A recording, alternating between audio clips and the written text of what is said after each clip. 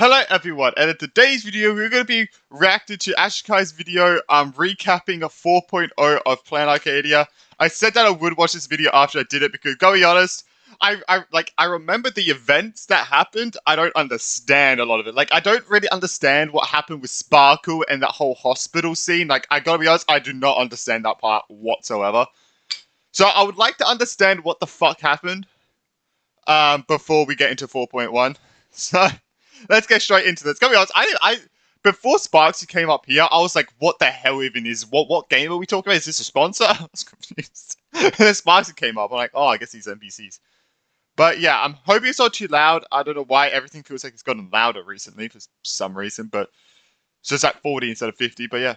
Let's get straight into it. Welcome to Whose Line Is It? Planarcadia, the planet where everything's made up and the jokes don't matter. This is the first episode in a series of 8 where I will be recapping and explaining. Yeah, because I know Ashkai did it for like every patch for Euphoria. I didn't watch any of them, I don't think, but I know she did that. But yeah, I mean, there's so many references, and like, it's actually all of the events of Honkai Star Rail version 4. So whether you find yourself in the mood for a refresher, a recap, or a reminder, you better grab yourself a snack, strap yourself in, and prepare to ride the roller coaster of elation all the way down to Storyline Town. And like every good I think, it started like, this was a wild start, and I'm curious when this is even going to happen with the Astral Express exploding. I'm pretty sure 4.1 is like a whole celebration festival thing, I think, right? I'm pretty sure it is. Adventure, our story begins at the beginning, which in our case is right after that whole debacle with Amphorius. Although the Astral Express and their allies were successful in neutralizing Iron Tomb, their attempted birth sent shockwaves throughout the cosmos, ones strong enough to make the IPC's Strategic Investment Department realize that thwarting Nanook and their emanators of destruction would require more of a coordinated effort. Especially, I feel like fighting Nanook is actually a lot closer than any of us think, I feel like. Like, I cannot wait for that day. It's going to be sick. It's going to be insane. But I don't know when it's going to happen, but I feel like it's going to be quick. And it's going to be, like, everyone against Nanook. It's going to be kind of insane. Even probably Eons, maybe. I don't know. Especially among the factions following the Hunt, Harmony, Erudition, and the Trailblaze. So the Stonehearts began their attempts to convince powerful factions from across the cosmos to join the Anti-Destruction Alliance. But such an alliance would require leadership everyone could agree on, and the only faction able to fulfill those requirements was the Astral Express.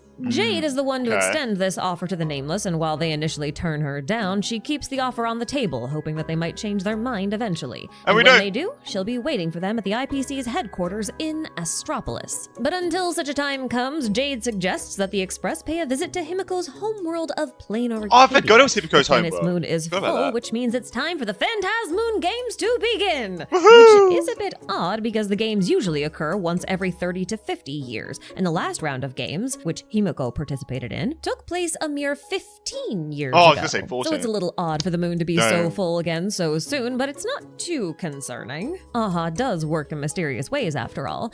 And besides, watching the Phantasmoon Games would make for a very entertaining vacation, and after Amphorius, the Express sure could use a breather. So the Nameless set off for Planarcadia. And before we continue with the storyline, I know this is like, she's going to talk about later, but I'm really curious about the whole killer as well. Because obviously that was the killer has come back. I don't know if it's the same killer or not. I don't think we know, but I mean, she's got to talk about that, but yeah. Recap, I think I should give you a little bit of a background on Planarcadia's history and its unique properties. In times that happened long ago, some would call them ancient times, Aha blessed the planet of Benzai Tengoku with a living moon, and with this Phantasmoon came a very special type of energy emanating from the Path of Elation, and they called it Wish Power. On its own, Wish Power produces a natural phenomenon wherein the contents of one's imagination manifests spontaneously in the real world, albeit in a rather unstable form, which they call the Wispe. The frequency and intensity of this phenomenon is at its strongest when the Phantasmoon is full, and that's because the phases of the Phantasmoon correlate directly to the amount of available wish power. So the fuller the moon gets, the more wish power there is available, and the more wish power is available, the more imaginary aberrations start manifesting in the real world. And since wish power is the power of the Path of Elation, the people of Benzai Tengoku started to hold the Phantasmoon Games whenever the moon was full, hoping to seek an audience with Aha by pleasing them with acts of elation. Although there is a legend that says Aha themselves started the game, who knows if that's actually true or not. I wouldn't be surprised. What's that? I just built a budgeting app in Base 44. Guys. Would not be surprised. Regardless of its origins, only 8 people can acquire one of the game masks. Yeah, so at the end, all of these were filled at the end of 4.0. Like, they were, like, instantly filled, which is very interesting. With them, I'm pretty sure the killer is a part of the games. Because there's one mask that stands out from the rest of them as being, like, okay, an evil person. A villain is definitely going to be using this mask. But I'm curious who else has the mask. I'm guessing, like, probably, like, Asheville. Probably, like, yeah, Silverwolf. Probably maybe Blade as well. Probably, like, characters, obviously new characters. But, yeah. And participate in each game. And of those 8, only the one who produces the most wish power can meet Aha and become the Eon of Elation for 1 minute. And if one wants to generate a lot of wish power, one needs to garner a lot of attention. Because wish power and the power of elation comes from the power of belief. For example, on Amphorius, Cypher was representing the path of elation, and she possessed the power to turn lies into reality, so long as she could trick people into believing those lies were true. That was crazy. That is wish power. But these peaceful days in Benzai Tengoku were not to last, for soon after Nanook ascended to Eonhood, his legions attacked Benzai Tengoku and the rest of the civilizations in the Consternation star system, reducing them to ash. But then the legendary painter Graphia discovered a way to harness wish power, turning those unstable Wispe into the more stable Imagine by giving them structure through her artwork. We don't call this process of turning your imagination into an artwork and using wish power to manifest it into the real world as Imagenesis. It was this power of Imagenesis that allowed the people of Benzai Tengoku to fight back against the Legion's assaults. But they could not turn the tides of battle completely. Desperate for a way to save her homeworld, Graphia joined the next Phantasmoon Games, won, and got an audience with Aha, who allowed her to become the Eon of Elation for 1 minute. And she used that 1 minute of Eonhood to seal the entirety of Benzai Tengoku into a painting, which we call the world on canvas. A 2-dimensional world that the Legion could not destroy. Many, many years later, this 2-dimensional world on canvas was reconstructed in a 3D world with assistance from the IPC and Punklordian Ether editors like Silverwolf, except not Silverwolf, but, you know, hackers like her. And from that point on, this planet was known as Planarcadia, a world where your imagination could be brought to life through the power of elation. Although this return to the 3D realm came at a cost. The IPC now heavily regulates the process of Imagenesis and the resulting Imagine. And although Imagine are sentient life forms in their own Sparkle finds it very boring.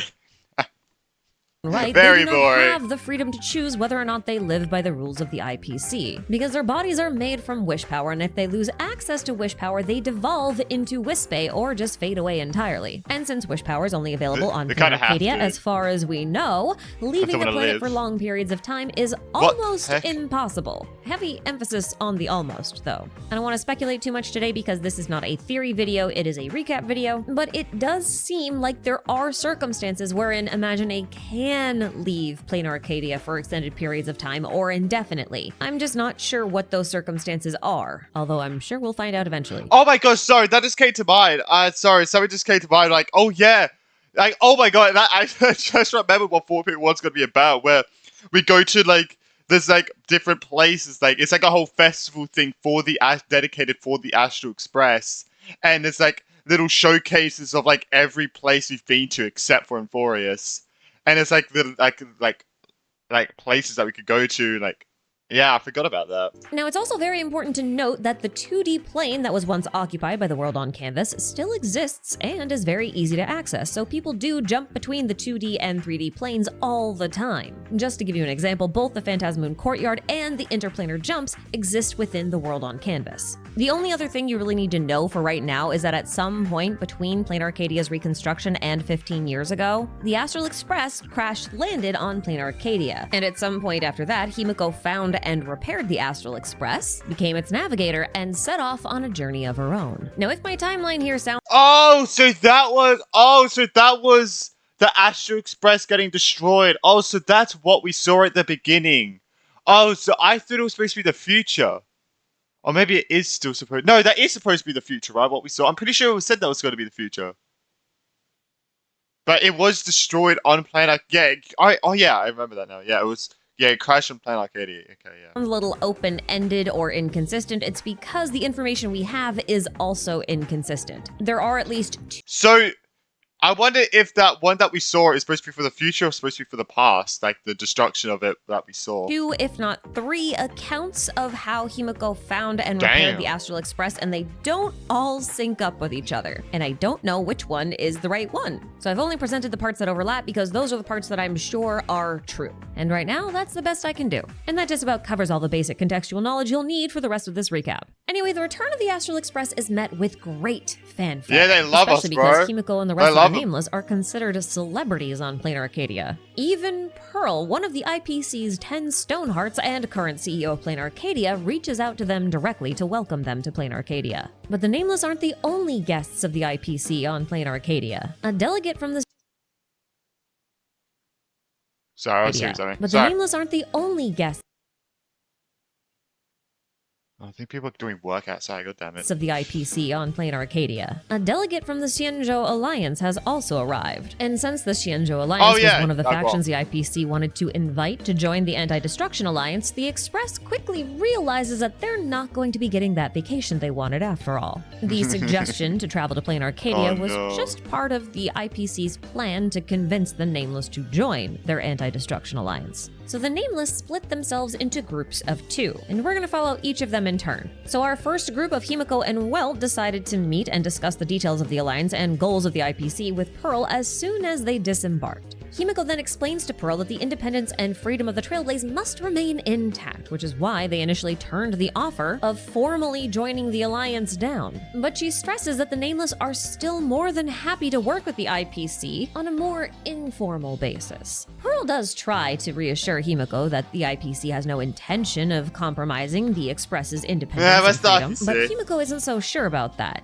She suspects that the IPC's anti-interference clause is contingent on the Astral Express remaining in line with what the IPC wants them to do. Which means if at any point the IPC and the Express disagree on the direction they need to travel, the IPC can and will interfere. The situation on Planarcadia is actually a pretty good example of this. Because while the people are still free to walk the path of elation, they can only do so under the heavy regulation of the IPC. The path of elation, they can only do so under the heavy regulation of the IPC. The only thing they have left that the IPC can't meddle with is the Phantasmoon Games. But that might not be the case for much longer, because as Pearl confirms, the IPC is trying to regulate the Phantasmoon Games as well, and they're starting by claiming ownership over as many of the 8 supplicant masks as they can, because those masks control who joins the games, and if they have the masks, then they decide who joins the games. And if they control who joins the games, then they might even have a say over what kind of wish the winner can make when they meet. And they'll have the wish into their best interest as well.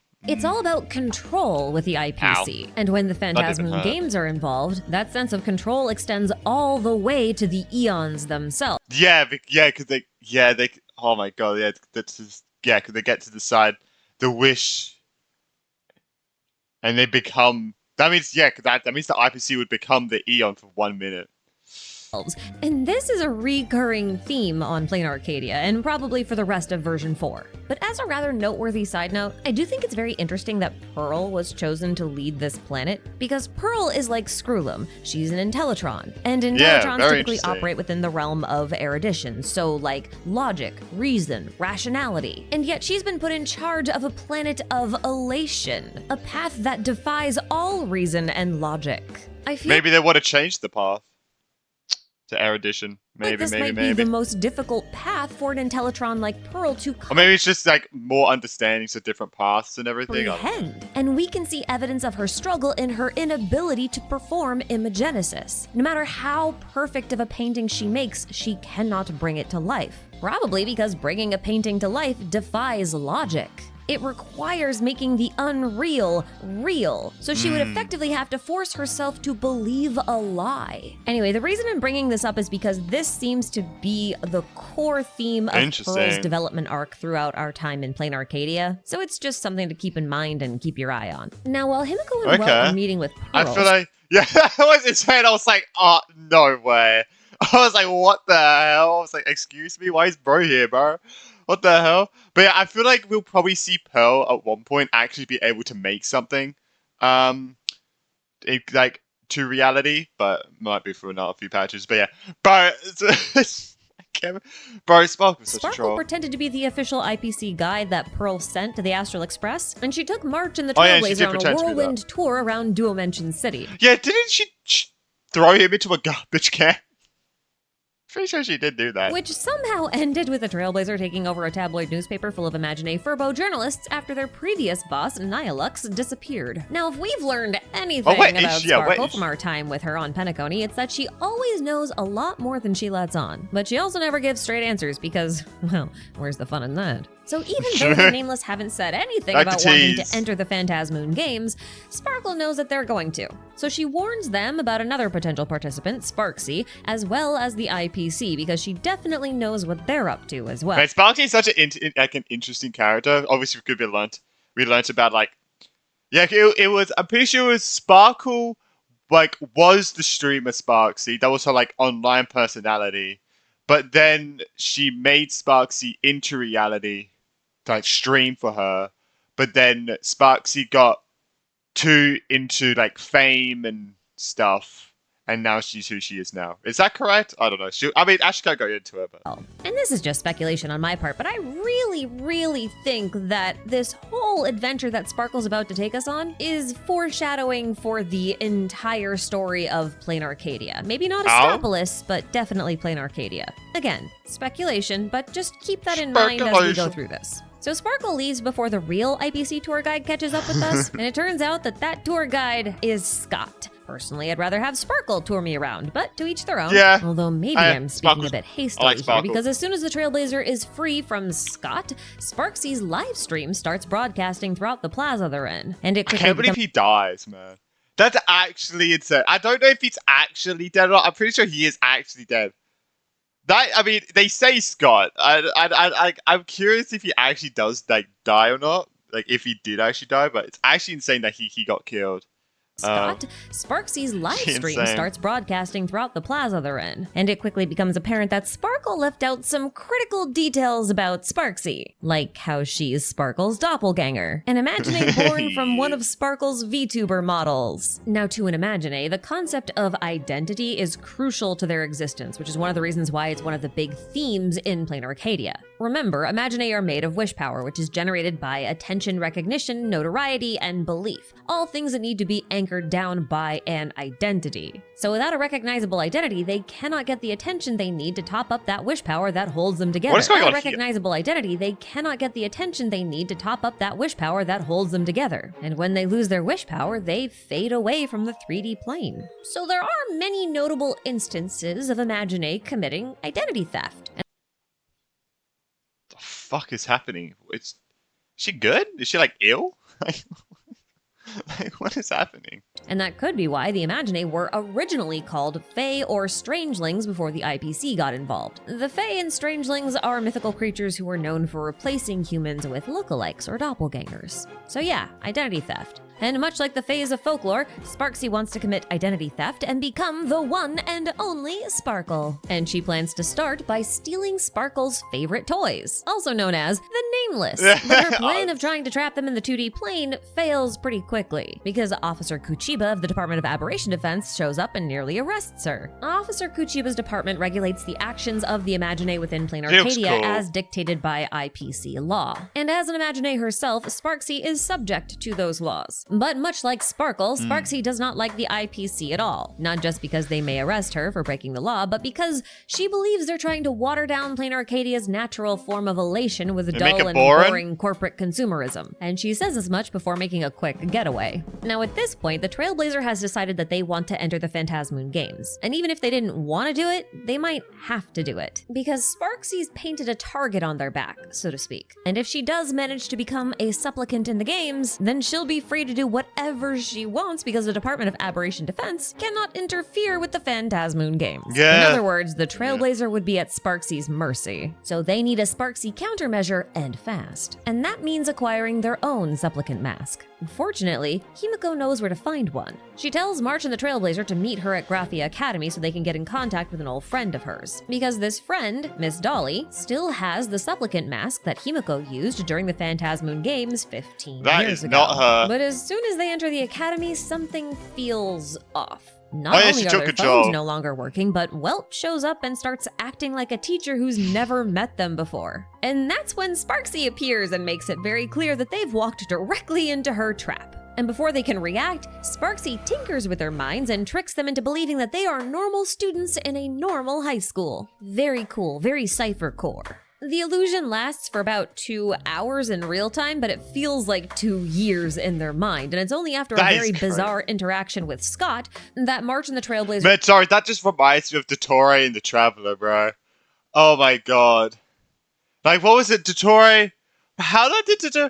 Like, Dottore made the Traveler in his mind, like, sleep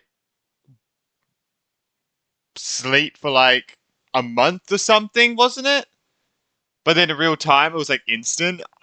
That was wild. Realize what's actually going on. Very bizarre interaction with Scott that March and the Trailblazer realize what's actually going on. Oh yeah, that was— Sparksy had overheard them talking about the supplicant mask hidden at the academy and has been trying to find it before the Nameless do. And she had a 2-hour head start, which was plenty of time to figure out where the mask is and exactly how to get it. She tricks Welt into giving her private information about Himiko so that she can trick Dolly into giving her the mask while she is disguised as— Oh no, she was disguised as us, right? I thought she... Okay, yeah. Yeah. Oh yeah, because Dolly thinks we're like Sparksy's actually the Traveler, the Trailblazer. Yeah. Is the Trailblazer. And once she has it, she wastes no time putting it on. And that's bad because these masks are not transferable once worn. So once you put the mask on, that's it. You are committed. You are in these games until a winner is decided. After which time the mask will reset. And since I can't put the mask on, the mask is now useless for the Nameless. And now that the first supplicant has been decided, the Phantasmoon games officially— I like how the mask turns into like something that like represents the character as well. Begin. And that also means the rules of engagement have changed because, as I said earlier, during the Phantasmoon games, the participants are free to use wish power however they like, which again means that as an official supplicant, Sparksy can now do whatever she wants without fear of any legal repercussions. So she takes over the entire school and makes the students hunt down the Nameless. Sparksy's student minions capture both Welt and March, but the Trailblazer escapes into the world on canvas with the help of Evanescia. We don't know I'm surprised she didn't show the seed. About Evanescia yet, but what we do know is with the help of Evanescia. Evanescia. I always say Evanescia for some reason. Evanescia. I'm never remembering that. We don't know much about Evanescia yet, but what we do know is that she likes— Yeah, I'm so curious because obviously it's like the star. Obviously she like stays here and like she was thinking about the Astral Express being destroyed. But that's probably from like 15 years ago. I don't know. The Phantasmoon Courtyard. She's the overseer of the Phantasmoon games, and she's a big fan of the comic about the Astral Express, Fluffy Across the Blue. And I would like to point out that she also has some similarities to the pure children of Remembrance like March and Cyrene. And it's not just the fact that she has pink hair, although I am really suspicious of any pink-haired girl in this game after Amphorius, but it's like the combination of— Gotta be honest, not even in like just Hoyoverse game. It's not even just in HSR or Hoyoverse game. Any pink-haired freaking woman in these gacha games are like so like they're gonna be like, you know, they're gonna have a big part in the story. Like look at Ameth in freaking Woobar, bro. Like Jesus Christ. I'm pretty sure we meet— oh my god, that just came to mind. I'm pretty sure we meet the pink-haired girl finally in the newest— it's gonna be in the newest story for ZZZ, right? Because she was teased like in that one trailer like well over a year ago. And she's going to be important. Like, yeah, I mean, in any game, I feel like at this point, any gacha game, pink hair character equals important. Pink hair plus her comments about time, space, and— obviously she like is supposed to be an XP sucker, alright, from Honkai Impact. Causality, and the way she describes herself as the reader of the story of the world, because that's literally what Cyrene became at the end of Amphorius. Nice. Are these similarities a coincidence? Maybe, but I'm suspicious of them, so I'm mentioning them. In any case— there's no coincidences in our Hoyoverse game, let's be real. Sia dubs the Trailblazer a protagonist, then offers them a little conditional assistance. She'll help them out if they can take down Sparksy in roughly 36 system hours. Oh yeah, and then we'll be— yeah. If you fail, our soul will be enslaved her for all eternity.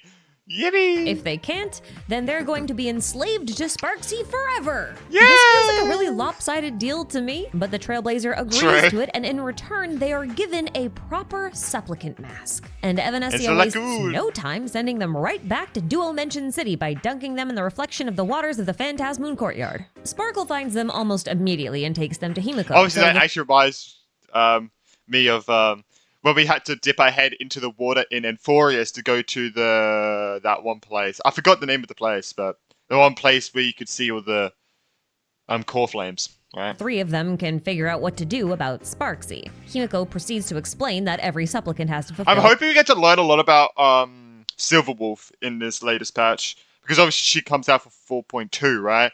And she has a freaking Infinity Gauntlet, like literally, and then we got the Trailblazer with the freaking lightsabers, and then we got Evanescia also comes out that patch. I've obviously we've got to learn a lot about Asheville and stuff. I hope you guys also get to see that one girl who is voiced by Farina's VA. I forget her name. Nihilix, right? And it's just, I really want to learn more about the characters. 3 requirements within the games. The first is the roll call, which is fulfilled by acquiring a supplicant mask and declaring entry in... Sorry. The first is... proceeds to explain that every supplicant has to fulfill 3 requirements within the games. The first is the roll call, which is fulfilled by acquiring a supplicant mask and declaring entry into the games to capture people's attention, which in turn generates wish power. Then the supplicant must perform a miracle where they take that wish power that was generated by the attention produced by their roll call and perform a great feat of elation. Now the third requirement, promotion, is not explained for now, so we're just going to ignore it. It'll probably come up in a future quest. Now Sparksy has already completed her roll call, so now all she has to do is complete her miracle, and we need to stop her. Not just because the Trailblazer will be enslaved to Sparksy for eternity if we don't, as per the contract with Evanescia, but also because we gotta save Welt and Marge, who are still trapped in the school that Sparksy is controlling. So maybe but come on, we didn't even make that contract with Sparksy yourself, so that's kind of crazy. That is kind of... Get some help from Dan Heng and Sunday. Oh yes, Sunday's a part of the game, so I forgot about that. That's unwillingly, may I put, but still part of the games. Since, you know, they're not captured by a rogue Imagine. While the rest of the Nameless were busy getting roped into Phantasmoon games or meeting with Pearl, Dan Heng and Sunday had been busy tracking down the Xianzhou delegate, Arbiter General Yao Guang. Oh yeah, she was pretending to be her. And that's been a bit of a job because she's been quite busy fulfilling her own agenda, which included tricking Dan Heng and Sunday into going on a wild goose chase. But don't worry, she's got a good reason for it, because it's true that she arrived in Planarcadia to discuss the IPC's invitation to join the Anti-Destruction Alliance on behalf of the Xianzhou, but she also knew that Blade was going to be making an appearance in Planarcadia, and his potential participation in the Phantasmoon games presented the perfect opportunity for Yao Guang to be the one to capture him and return him to the Xianzhou for trial. And she wanted to ensure Pearl's cooperation with this endeavor of hers as a show of the IPC's sincerity towards the Xianzhou Alliance. He won't get captured. Or at least, that's what she tells... He can never be captured. He's stuck in an infinite loop in Fortnite now, so... He can never be captured. Tells Pearl, but the truth is... Yao Guang needs to enter the 0 point. It's not.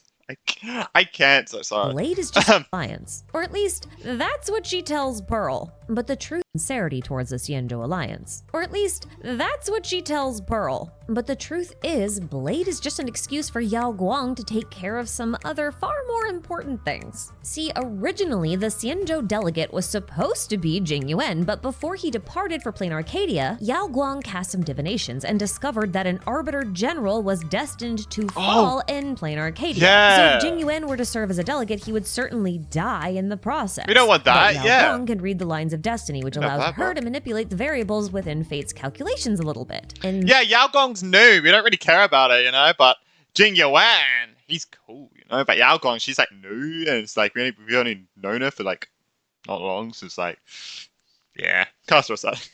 That opens up some new possible futures. There is still a chance that she could die, but the chances are a little bit less than if Jing Yuan were supposed to go, so it's a gamble worth taking. But her true objectives are even loftier than simply saving the life of a Xianzhou general. So good. What she's really trying to do is prove out her hypothesis that humans can control or at least influence the actions of eons. And if she can figure out how to manufacture the circumstances under which the eons start meddling in human affairs, then humanity would have an incredible weapon they could use in the fight against destruction. So Planarcadia is a bit of a testing ground for Yao Guang, a place where she can practice manipulating the threads of fate in pursuit of becoming the Eon's puppeteer and eventually leading humanity towards a future beyond the boundaries of finality, which is the end of time. So immediately upon her arrival in Planarcadia, she began pulling at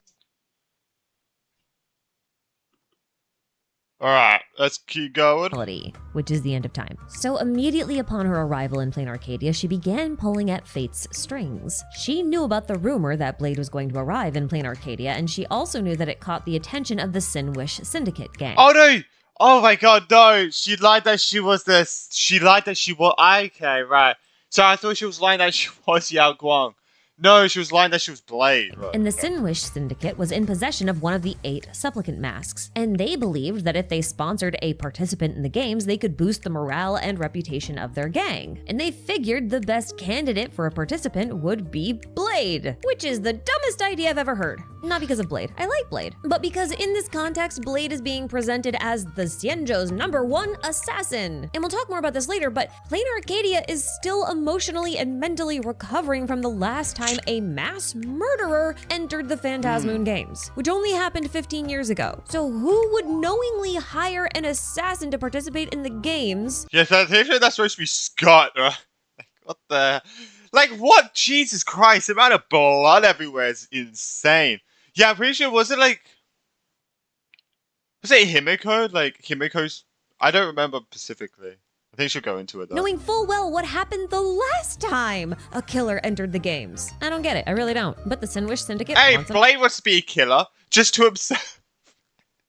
Assassin, and Yao Guang intends to give them an assassin, or at least make them think they got an assassin. She makes Ting Yun pretend to be Blade so that she can infiltrate the Sinwish Syndicate and steal the mask. They've never met Blade, they won't know the difference. But knowing that Ting Yun would likely be caught and killed if she went alone, she told Sunday and Dan Heng that someone from her delegation was captured by the Sinwish Syndicate and needed rescuing. So they went to save her, and all 3 of them made it out alive with the mask, so I guess it worked out. And after explaining the truth and her motives and her plans and all that kind of stuff, Yao Guang takes the mask and then slams it onto Sunday's face. So that mask is his now, no takesy backsies. He's got to participate in the games. Now look, I know he seems like the weirdest choice to participate in a game of elation. And it's just how it's like, fuck.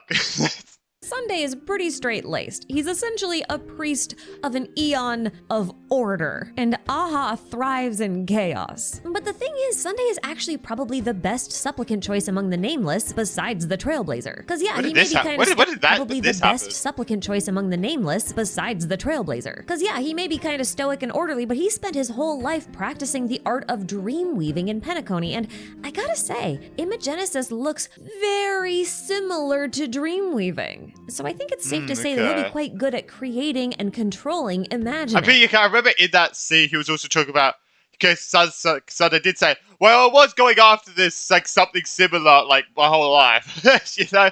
Or I was chasing after a dream my whole life, so, you know, makes sense. Plus, the supplicant masks seem to amplify the wearer's current abilities, so Sunday's dream... Oh, yeah, what is the watchmaker doing? Like, I've confused this whole, like, that whole thing. But maybe it was said, I forgot. Plus, the supplicant masks seem to amplify the wearer's current abilities, so Sunday's dream weaving and tuning abilities are gonna get a whole lot stronger, which I think might be pretty useful. And what I think is really neat is that his tuning ability has taken physical form, and they look just like the... Oh, okay, so that's... I was thinking, I was like, wait, is that the bird just part, like, with him now? Oh, okay, okay, so his tuning ability has turned into a bird that looks like the watchmaker. All-seeing ravens from Penacony's dreamscape, which in a way means Sunday took dreams and made them reality. Just kind of furthering my hypothesis that dream weaving and imagenesis are very closely connected, if not the same thing. But the supplicant mask's ability to... Oh yeah, they were helping us fight Sparksy as well, right? Amplify the wearer's current powers is actually the reason why Yao Guang decided against participating in the games herself, even though that was her original plan. She realized that the mask would amplify her divination abilities, allowing her to observe the future of everyone in Planarcadia, which sounds really helpful at first, but the mere act of observing the future can change the future. So if she were to observe the future of everyone at once, it would cause the planet's futures to collapse into a fixed... Oh, and this is like what she would say, like, thinking of what would happen. state and render the future unchangeable. She would literally be a localized version of Noose, and that would completely ruin her plan to change the future, so she just can't wear the mask or participate in the games. So she's counting on Sunday to be her new variable in Fate's calculations. I feel like I got a little off track there. Where was I? I know, it's all good, it's all good. I watched about the quest.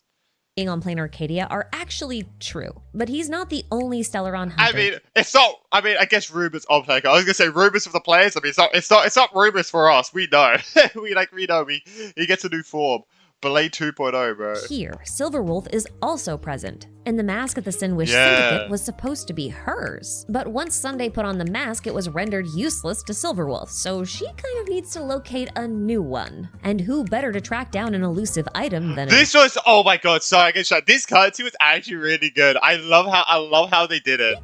They made him into a fucking Dark Souls boss, and like an Elden Ring boss. I love it, bro. Like, it's literally an Elden Ring boss. Like, I've never played Elden Ring, but I've watched some stuff on it. It's like, yeah, the health bar, the mana bar, there's a stamina bar. And you got the health bar at the bottom. Oh, this was sick. I really liked how they did that. Better to track down an elusive item. Silverwolf is so fucking scared as well. Than a detective. So, Silverwolf commissions Detective Ashvale to locate a new mask for her. Ashvale like, bro doesn't even know what the fuck's going on, bro. He has to, like, bro's a detective, but the monkeys are in the detective work. Case, but immediately tells Pearl about Silverwolf being on Planarcadia. And in return, Pearl offers him one of her 3 masks and asks him to participate in the game. Oh yeah, she was fucking like intercepting as well, which also Pearl probably planned on as well. Because, come on, Pearl isn't the Teletron. She probably planned for Silverwolf to intercept it. In her stead. But then Silverwolf probably has planned ahead and knows that Pearl knows that she will intercept. I don't know, 2 extremely smart individuals.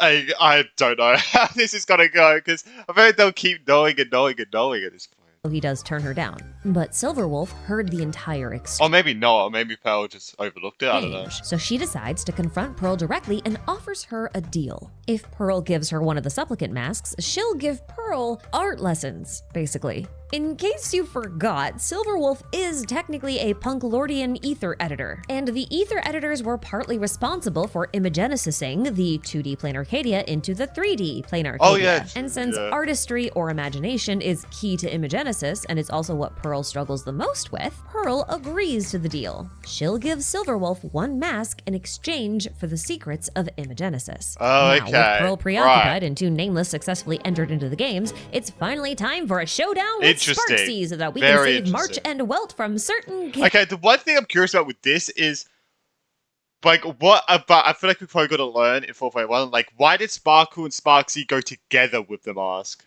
Like, leave together with the mask, you know?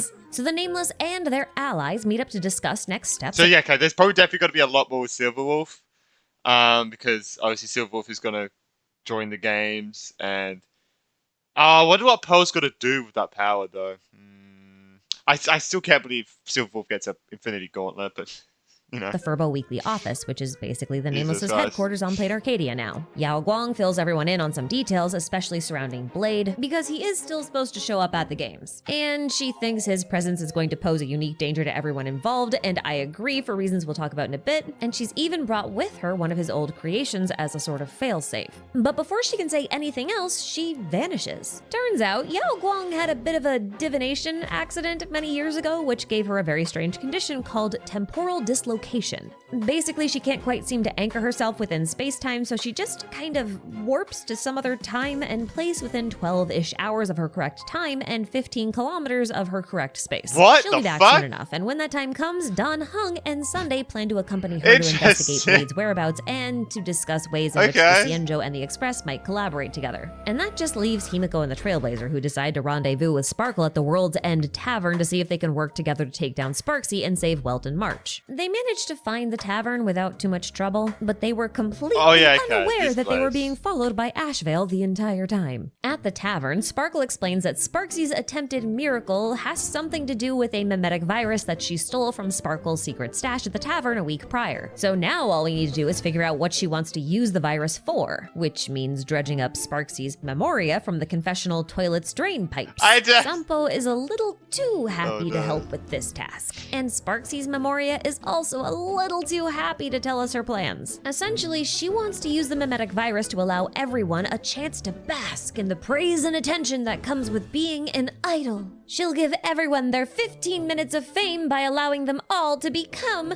Sparksicle. Which sounds horrible, really. So while the group is investigating mimetic virus countermeasures, Sparkle has a bit of a identity crisis, as one of the tavern's doctors diagnoses her with having a lack of self. Which kind of makes sense. I mean, Sparkle is someone who constantly reinvents herself. She's always changing the mask that she's wearing to suit her audience. Isn't Sparkle in itself a mask? Because Sparkle was just an act on a play. But then I appreciate this was from a trailer, right? But she played it so many times that she became Sparkle, right? Isn't that how it went?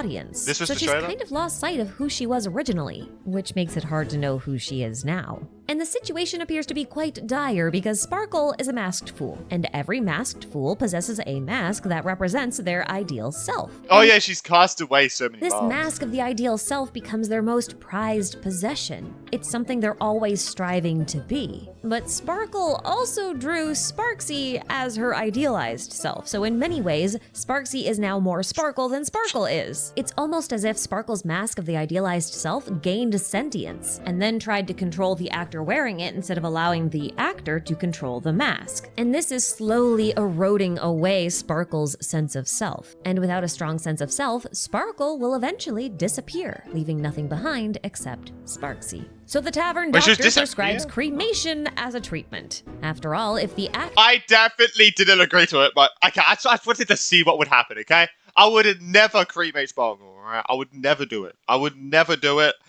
I just wanted to see what would happen, okay? is dead, then the mask can no longer operate. But there's no real need to cremate Sparkle. She has apparently created her own anti-Sparkle weapons that she developed after fighting Vita during her time on Earth. Oh, she could have just told us that before, you know? So we can just use those. And if that statement confuses you, just know that this is apparently a reference to the Star Rail and Honkai Impact crossover event that happened over a year ago. Oh yeah, I saw that on Hololab. She literally references Vita because she talks about meeting someone who had a huge mech and everything. Like, she literally talks about that. I'm meeting someone who had a huge mech. Like, I remember that. Where Sparkle went to... This was really cool. Weld's homeworld. This was actually sick. I'm not gonna lie. And made one of my most viewed videos. friends with Vita, who in turn became a masked fool. Vita's mech can also be found in the tavern and as part of a side quest in Dimension. I didn't even realize. I forgot what I looked like. And it's funny because I knew this crossover was supposed to be canonical when it came out, but I just didn't expect it to come up in the main story of Star Rail. I thought it would just stay in Honkai Impact. Anyway, as much of a fun little detail as that is, Sparksy apparently already sabotaged— Oh my god, okay, that's another meme. That didn't even come to mind.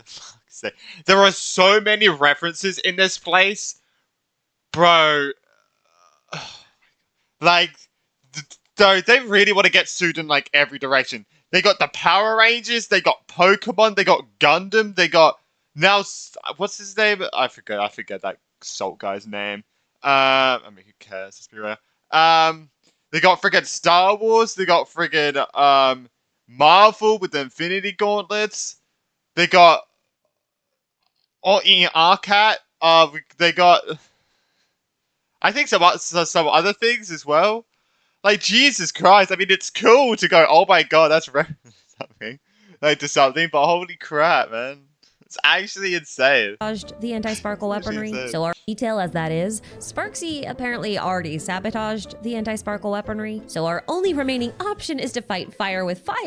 Sabotage Impact. Anyway, as much of a fun little detail as that is, Sparksy apparently already sabotaged the anti-sparkle weaponry, so our only remaining option is to fight fire with fire and mimetic virus with mimetic virus. That is to say, if someone is already infected with a different mimetic virus, they cannot be infected with the Sparksy virus. Conveniently, the tavern is in possession of Aha's blessing, which is a spatial rift in the form of a smile that's sealed within the Bliss Star. Legend says that in times of crisis, fools can reach their hands into the rift and receive a she's gift not classified as from one, right? So the Trailblazer, who is technically a masked fool by virtue of having a supplicant mask, reaches into the rift and pulls out a copy of the slum. Oh, okay. So since the Trailblazer is wearing a mask for the game, he's seen as a masked fool. Interesting.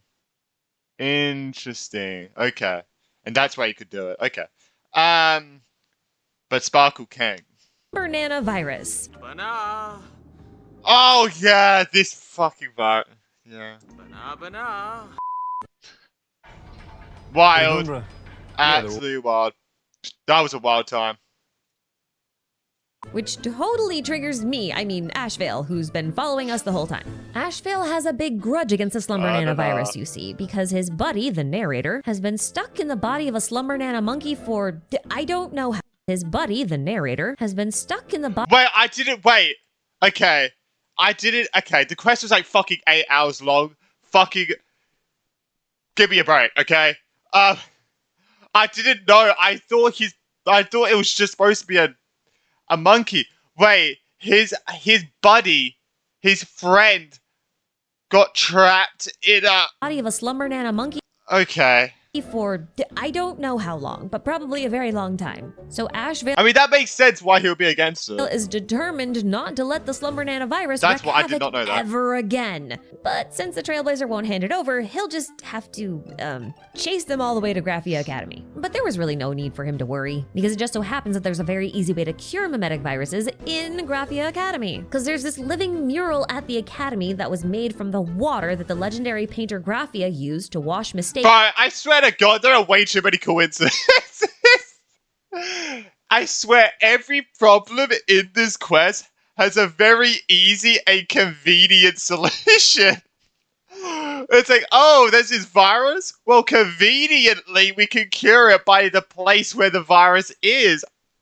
I don't know, it's just every single problem has a very convenient solution in the place that it is. But I think that's supposed to be the whole thing. I don't know, it's just funny. Oh no, bro. Off of her paintings. And since mimetic viruses are... Oh, we got a problem? Oh, look, see here. Look, the solution. I don't know, man. Painter Graphia used to wash mistakes off of her paintings. And since mimetic viruses are technically like mistakes of the brain, then the water of the mural can also wash the mimetic viruses off of people's brains. I'm really not sure I understand the logic here, but apparently Sparksy gets it, so she had split the mural into pieces and hid them throughout the school preemptively. Which means I feel like they're just having so much fun with this patch, man. They're just throwing shit at it, and they're just having fun, but they're trying to make it make sense along the way. I don't know. They're just having fun with it, man. Scavenger hunt time. It'd be nice. It would be more fun if it was shorter. Like the quests were like shorter, like 5 hours max instead of 8. But with no Ashvale in sight. But before that, which means it's scavenger hunt time, with no Ashvale in sight. But before the hunt begins, Sparksy claims that she's already become the real Sparkle and that we're already too late, because the Sparkle we've been with this whole time is actually just one of Sparksy's discarded masks, which is why the Bliss Star did not respond to Sparkle. She was no longer a masked fool. Now, is this true? I don't know. And neither does anyone else, it seems. So I'm pretty sure I was having freaking like a mental crisis thinking about this. I don't think pretty sure this is actually Sparkle. But I don't know. So what am I saying? I might just play the fucking Sparkle video. and Sparksy can just duke it out while Himiko and the Trailblazer track down the pieces of Graffia's they were doing this all over the academy, everywhere we went. mural. Welt has already retrieved one part of the mural off screen, but during the search for the remaining two pieces, Himiko and the Trailblazer stumble upon someone's recreation of Himiko's high school classroom from 15 years ago. And they do find another part of the painting there, but before they can leave, manifestations of Himiko's old classmates Yeah, they all died, right? appear. And it's a pleasant reunion until it isn't. The Nameless are forcefully ejected from the room while the sounds of screams and ominous wet footsteps echo throughout the hallway. But there is no time to dwell on the unsettling nature of what's just happened. So Himiko promises to explain why we just had a Doki Doki Literature Club moment as soon as I still need to play that. they finish dealing with Sparksy. I really still need to play the last that. mural fragment from the gymnasium and head out to the plaza for a confrontation worthy of elation. And before Sparksy can so much as think about launching an attack on the Nameless, the waves of the reassembled mural come crashing down on her. But Sparksy is not so easily deterred. She quickly fuses with Sparkle and attacks the Trailblazer with the full might of her elation. And the Trailblazer retaliates by extracting Sparkle from Sparksy with the power of the Galactic Baseballer, leaving Sparksy no choice but to I really like that. Ashley Kai's narrating this. It's great. Sparksy with the power of the Galactic Baseballer, leaving Sparksy no choice but to retreat into her crowd of clones. And it would have been impossible to find her in there, but Sunday has been watching from the periphery and sends down one of his tuning ravens so that they can connect directly with Yao Guang, because she has divine foresight and can locate Sparksy instantly. And it only takes one strike from the baseball bat of doom and she's out of there! And everyone is also free of the mimetic virus because apparently chasing down the mural pieces wasn't actually necessary. Oh well. Oh, and apparently Sparkle and Sparksy have decided that it actually doesn't matter which one is the mask and which one is the wearer. They seem pretty content to share a single... Hey, they're slapping each other's asses at this point, so I mean, I'm pretty sure they're on good terms. If you watch the trailers, you know. ...identity, or multiple... and which one is the wearer? They seem pretty content to share a single identity, or multiple identities. I don't know which it is, but sharing is caring. Okay, yeah, so they're just working together. So they are just working together. Okay. Okay. Now that Welt and Marge are rescued and that clears my brain on that situation. Trailblazer doesn't have to worry about being Sparksy's slave for eternity, just in case you forgot about our deal with Evanescia. Yeah, I guess I forgot about this make video. good on her promise and tell us the truth behind that really creepy classroom. She explains that 15... Oh, she does explain it, right. Oh, yeah! Oh my god, this just came to mind. Wasn't there someone, like, pretending to be her dad? But then that dad was saying that she was pretending to be Himiko? So, yeah. That was the thing. Years ago, Himiko had participated in the Phantasmoon games as a supplicant. And as we all know, the goal of a supplicant is to generate as much wish power as possible by getting as much attention as possible. And most supplicants go about this in a really humorous and entertaining way, performing absurd feats to garner the attention. Oh, and the killer and someone wanted to gain that attention by killing everyone, like killing people. So then there was attention brought to the killer so that he could get the wish power. Oh, that is interesting. That is actually interesting. And now there's someone that in this game, in these Phantom Moon games, doing the same thing. Either it's the same person, which I doubt it. I'm pretty sure that person was supposed to be killed, right? And now it's either like a copycat, right? Because, I mean, that's like a thing in the real world, like copycat killers and stuff, so... necessary to build up as much wish power as they possibly can. But attention can be captured in all sorts of ways, many of which are tragic or even horrifying. And in those games of 15 years ago, one supplicant captured Planarcadia's undivided attention by severely injuring or murdering 168 innocent civilians, including Himiko's classmates. And that classroom was one of the crime scenes. The supplicant in question earned himself the name Herald of Death and left behind magenta handprints known as the Bloody Blooms after each killing. That's why that round of the Phantasmoon games became known as the Bloodstained Games. And then Himiko's father Ryusuke arrives, claiming that his daughter was murdered by the Herald of Death during those Bloodstained Games while he was off traveling. But if Himiko was murdered, then who have we been traveling with? I have my own thoughts on this, but in the interest of time, I've put them in a separate video, so you can watch that if you want to know what I think. Now, before we wrap things up, let's... Yeah, but there wasn't Himiko saying that he was pretending to be her dad as well, so... I don't know. Rewind a little bit. You remember how Ashvale vanished as soon as we went to confront Sparksy? Well, that was because he was called in to investigate a new case. Apparently, earlier that day, 34 people were murdered at the Sinwish Syndicate, and among them was a familiar face, Scott. And the crime scene that was wild. Hearing Scott was murdered, I was like, oh, what? Like, that was actually insane. As annoying as he is, I don't think I want him dead, bro. Jesus Christ.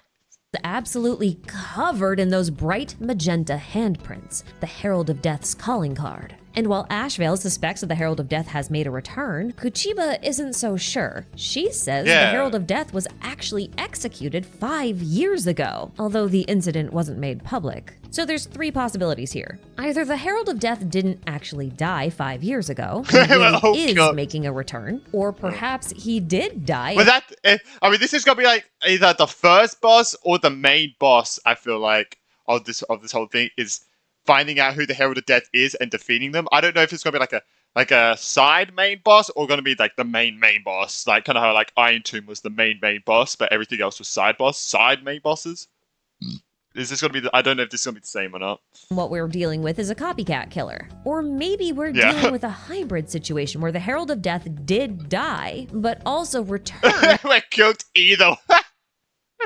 Oh fuck, we're cooked either way, man. Oh no. As an imagine. In all 3 scenarios, it seems quite likely so returned as an imagine. In all did die, but also returned as an imagine.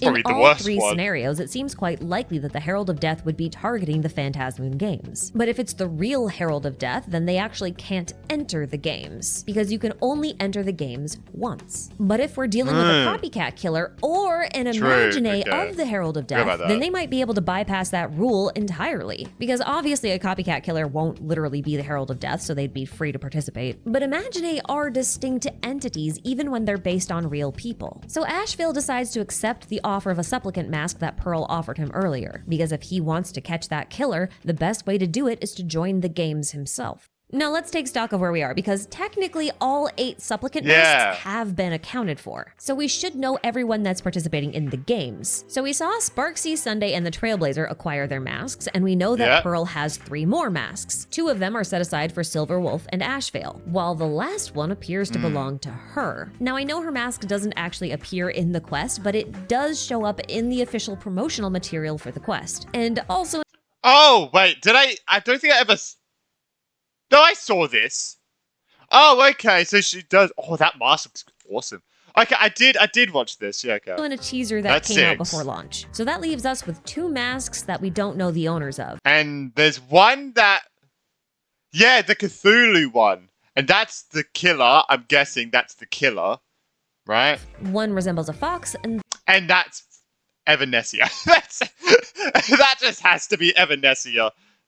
The other looks like a funky brown squid. I think the fox mask belongs to Evanescia because she's a fox lady covered in sakura petals, and also she lets her gaze linger on it for a long period of time, so it just feels right to me, so I'm not going to dwell on it too long. But that final mask is a little bit trickier, and I might regret guessing who this mask belongs to, but it's either the Herald of Death's mask, because the quest is setting itself up for the Herald of Death to join the games, and they can't do that if there's no masks available. But if it's not the Herald of Death's, then I think it might be Blade's. But then why would Blades look like that?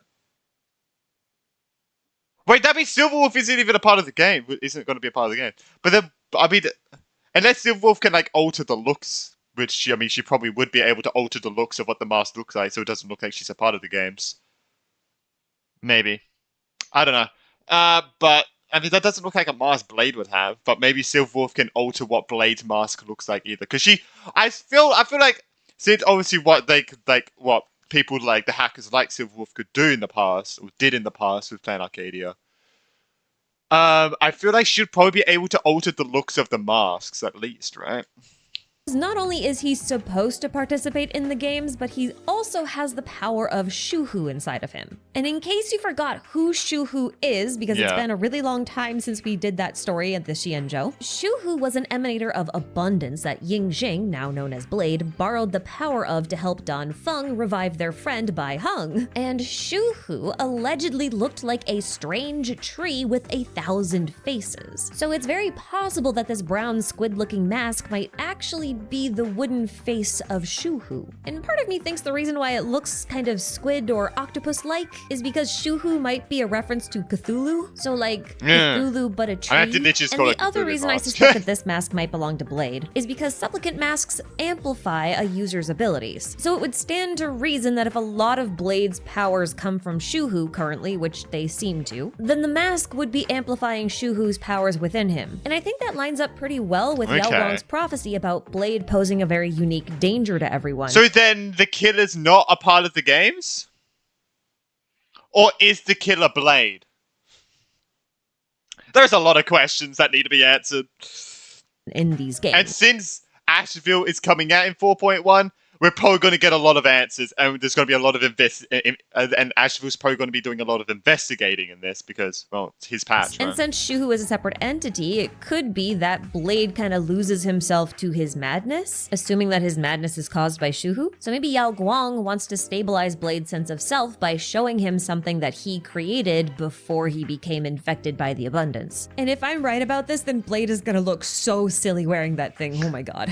But I gotta admit, I'm still a little bit confused because if that is Blade's mask, I mean, we do not really, we do not see it, but yeah. Which does really, feel pretty likely to me, then the Herald of Death cannot enter the games unless there is a secret ninth mask. Saying. And the only way that we could have a secret ninth mask is if the Trailblazer's mask is actually an outlier. Oh, because it was created! Oh, because Evanescia created it, and it wasn't like an original mask. Oh, shit.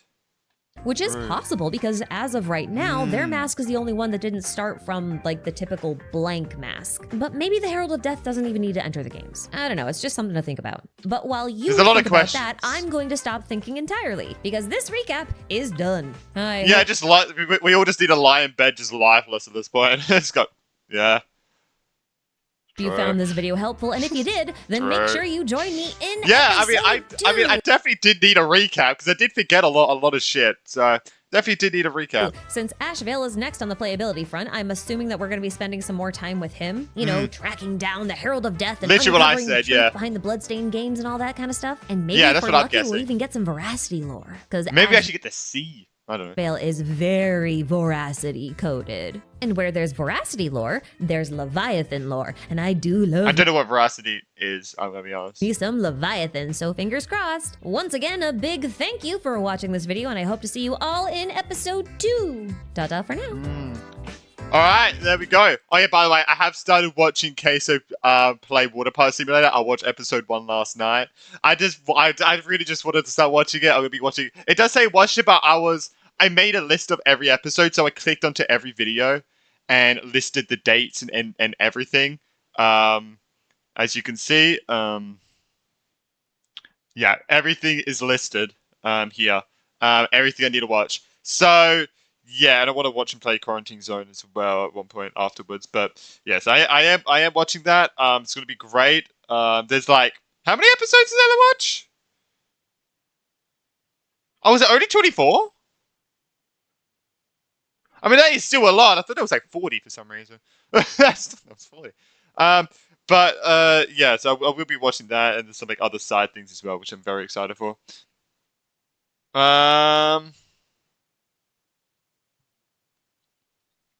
But yeah, I mean, I'm very glad that I watched this. Why is that keep going? What happened? Could that be a hard too? I mean, we are the Trailblazer. The Trailblazer will probably end up being a har at one. Like, I feel like this makes sense. That the Trailblazer will be a har, like become the Eon for a minute. Obviously, maybe not though. I think it'll be a very interesting twist if the Trailblazer or the Astral Express doesn't actually become it, and it's actually someone else, like Silverwolf.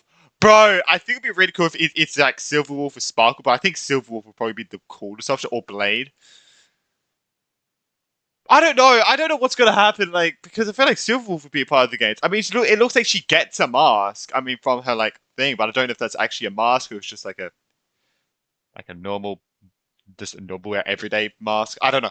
But I think it'd be cool if like Silverwolf becomes part of the games and does it, but it doesn't look like she is. So I don't know what's gonna happen. I mean, she has an Infinity Gauntlet, so maybe that has something to do with fucking killing everyone. Maybe Silverwolf's the murderer. I don't know, but then everyone would go to dust. I don't know what's gonna happen. I'm just yapping at this point because I don't know what can happen. But yeah, let me know what your guys' thoughts are. Make sure to like and subscribe. I'm very interested and excited to see what's going to happen. And there's like a whole friggin' celebration. And oh, it's an Oh right, it's an Astral Express. It's a Astral Con. What was it called? Something Con. And it's just we can revisit all the places that we went to and everything. And yeah, I don't know what's gonna happen. It seems like on the surface, it seems like a filler patch because it's just going around exploring the places we explored, like seeing the places we explored and stuff. But I feel like obviously it's not going to be a filler patch. Obviously it's not going to be, and it's going to be some crazy shit that happens. Either obviously to do with Sparkle and Sparksy, Asheville, the murderer, and the Bloodstained Murderer, and stuff like that. So they're the Herald of Death and stuff like that. So I'm very curious. Obviously Blade and Silverwolf. But yeah, I don't really know what's going to happen. And yeah, does the Trailblazers mask even count? Who knows? And will that mask just belong to the Herald of Death or Silverwolf? I guess we'll find out. But yeah, peace.